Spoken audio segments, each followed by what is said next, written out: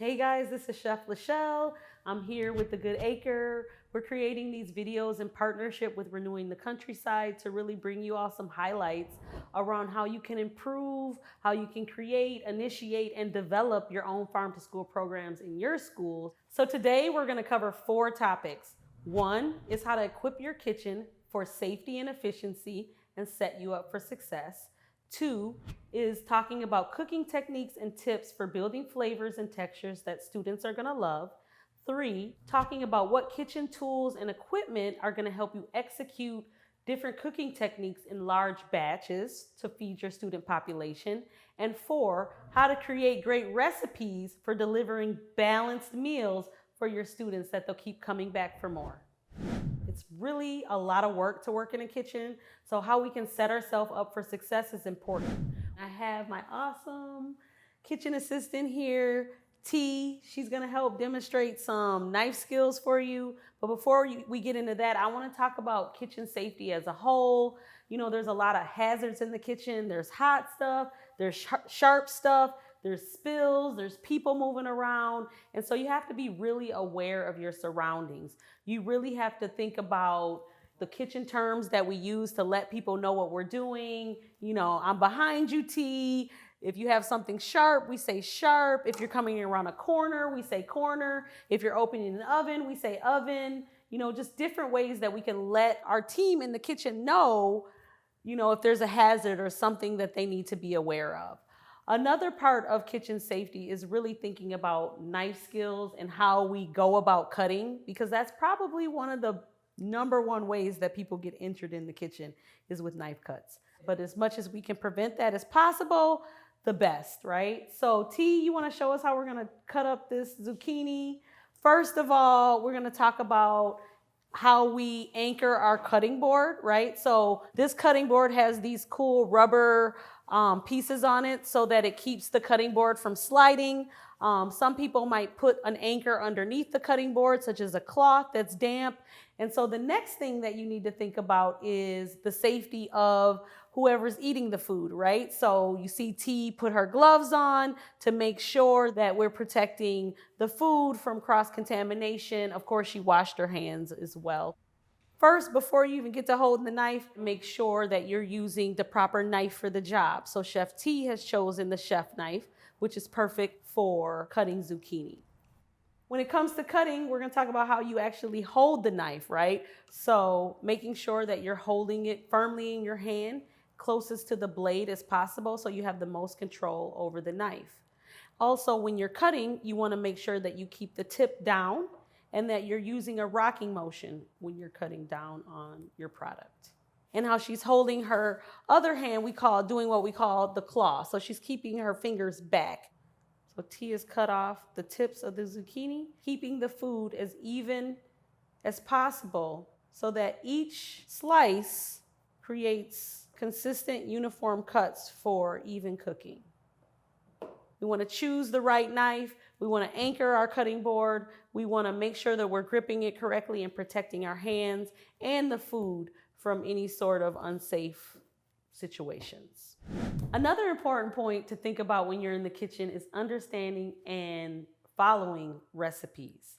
Not just perusing it, but thoroughly reading it. And I always recommend reading it twice, right? So that you can really visualize yourself going through the recipe and the steps of the recipe. So when we go through the ingredient list, in most recipes, it's going to give us exactly what we need to do to each ingredient. Are there any special skills, techniques, tools, or equipment that you might need to make sure you have in place before you even start cooking? And do you have enough time to prepare? Sometimes recipes can take a few hours to a couple of days. So you need to make sure you read through to make sure you have enough time to get through the steps. And you need to think about, are there any pre-steps that you have to do before you can even start cooking? So another important aspect of making sure that you can deliver the best food possible out of your school kitchen is to make sure that your pantry is stocked, right? Having the right spices and seasonings, having the right veggies in your cooler, having the right dry goods that you need, vinegars, condiments, sweeteners, dried herbs and spices, even the canned goods and things that you might have that you can combine with our farm fresh ingredients to create well-rounded, balanced meals for your students. Another thing you want to think about is how you build flavors, right? Salt, sweet, bitter, sour, and then we have savory where we can bring, good umami flavor to our dishes. Plus textures, right? Is it crunchy? Is it chewy? Is it creamy? And so we need to be thinking about how we can balance those flavors, right? Salty and sweet help balance each other. Sweet and sour help balance each other. So knowing how different flavors play off of each other so that you can bring different flavor profiles to your students that they're going to be excited about. So we've really covered a lot today, but I really want to talk about the different kitchen equipment that you can use to help you get the most out of your farm to school ingredients. Every kitchen is a little bit different. You might have different types of equipment, but once you can understand some basics of different cooking techniques, it'll really help you go a long way. One really cool piece of equipment that I love using in the kitchen is the RoboCoo. It's basically a amped up food processor.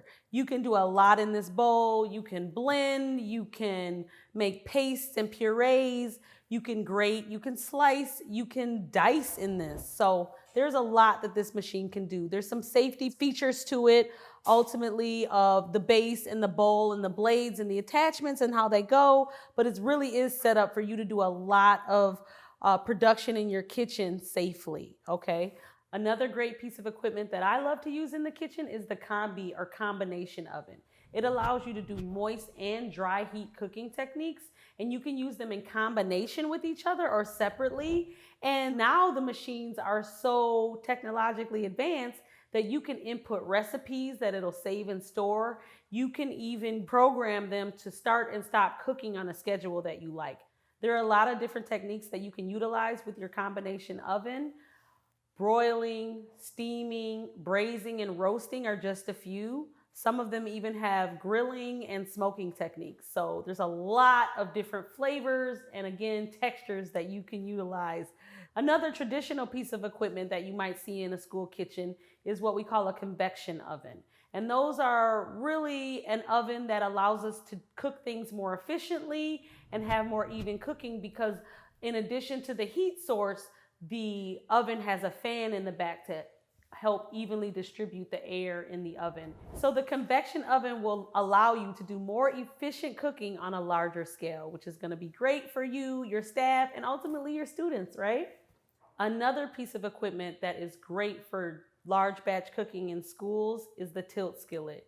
You can use that to saute, to braise, to boil, and do all types of cooking techniques that you would do in a regular pot and pan, but just at a really large scale. You can make soups, sauces, all types of different entrees. You can boil things in there. There's a lot you can do with that tilt skillet. And the awesome thing about the tilt skillet is that it has the tilting feature, so it makes it easy to clean and also pour out your ingredients once they're complete. And the final piece of equipment that I want to talk about is the steam kettle. You can use it to make soups, sauces, melt cheese and chocolate. It basically uses steam to heat up the kettle, and that actually prevents burning and scorching, and so you can get a longer cook time and ultimately cook in larger batches. It's been so great to share all of these tips with you. Thank you so much for watching. Hopefully some of the things that I shared gave you some great ideas on how you can make your farm to school program a success.